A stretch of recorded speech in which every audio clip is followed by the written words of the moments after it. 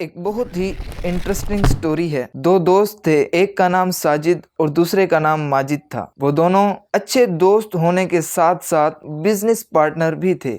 Business के सिलसिले में उन्हें आउट ऑफ कंट्री यूएई में बुलाया गया। उन्होंने अपनी टिकट्स बुक करवाई। इत्तिफाकन उनकी दरमियान वाली सीट पहले ही रिजर्व हो चुकी थी। वो दोनों अपनी अपनी सीट्स पर जाकर बैठ गए। कुछ ही देर बाद उनकी दरमियान वाली सीट पर एक शख्स आकर बैठ गया जो कि बहुत ज्यादा भारी जिस्म वाला था। उस शख्स ने अपनी जगह के साथ साथ उनकी जगह का भी काफी हिस्सा घेर लिया और उसके मुंह से निकलती हुई नागवार बदबू ने उनकी परेशानी में मजीद इजाफा कर दिया। साजिद खिड़की की तरफ सिमट गया।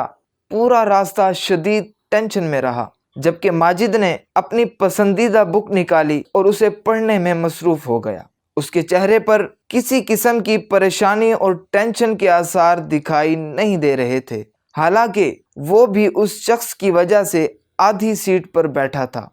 जब सफ़र ख़त्म हुआ तो साजिद ने माजिद से पूछा कि आप तो बड़े मज़े से किताब पढ़ रहे थे, क्या आपको इस शख्स की वजह से कोई परेशानी नहीं हुई? माजिद ने कहा, शुरू में मुझे भी परेशानी हुई थी। मैंने इस परेशानी को ख़त्म करने के लिए सबसे पहले इस परेशानी के दौरानिए का हिसाब लगाया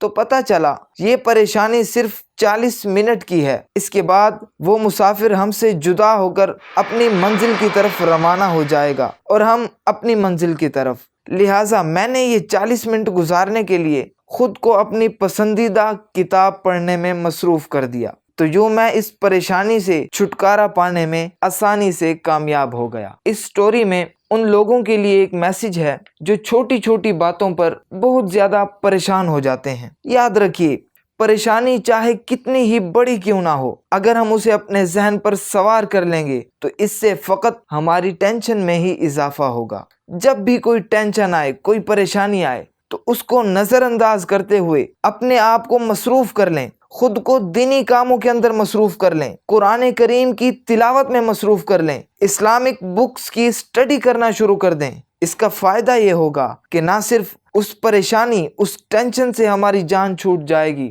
बल्कि हम दिमागी तौर पर तंदुरुस्त रहेंगे और ढेरों ढेर नेकियां हासिल करने में भी कामयाब हो जाएंगे।